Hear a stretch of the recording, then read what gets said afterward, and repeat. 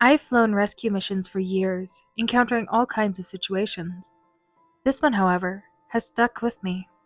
The bright light of my search helicopter cuts through the dense fog. This had to be a Swiss cheese model of disasters. Two hikers had gone missing.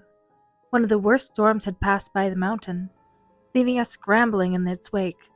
Searching for hikers gone missing was already difficult enough. But now, with the fog blanketing the mountains and the nightfall taking grip, things seemed hopeless. The ground team radioed in, calling it a day. I was about to turn back when something flickered in the corner of my light. I swung the beam over. A massive SOS signal laid out in birch logs in the clearing below. I radioed the ground team immediately. We found the men in a cave about a mile north of the sign. They looked rough, faces pale, eyes hollowed by exhaustion and fear. They seemed to have lost all hope of being found. We pulled them up into the aircraft. I tried to reassure them. "Both of you did well. That signal saved your lives." Those logs were heavy. It would have taken a lot to cut down the trees and make the signal.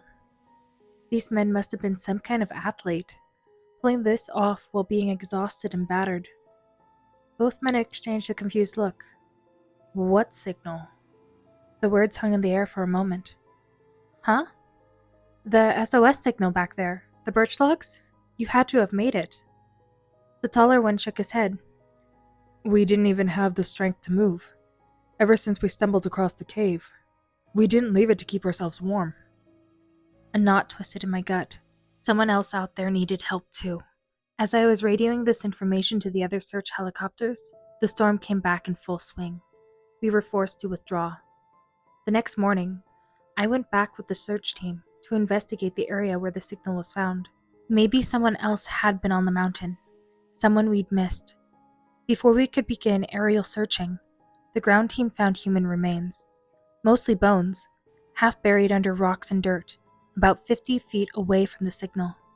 We didn't find any more corpses, thankfully. My heart sank. The hiker who made the signal must have died alone, waiting for help, presumably months. But when the forensic report came back, I was deeply unsettled. It didn't make sense. It didn't add up.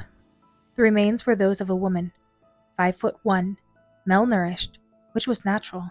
She must have run out of food and supplies. What bothered me was this. A small, frail woman, exhausted from being lost in the mountains, shouldn't have been capable of cutting down 20 trees, let alone dragging logs that each weighed around an average of 250 pounds, and arranging them into a perfect SOS formation. She hadn't made the signal. So who did?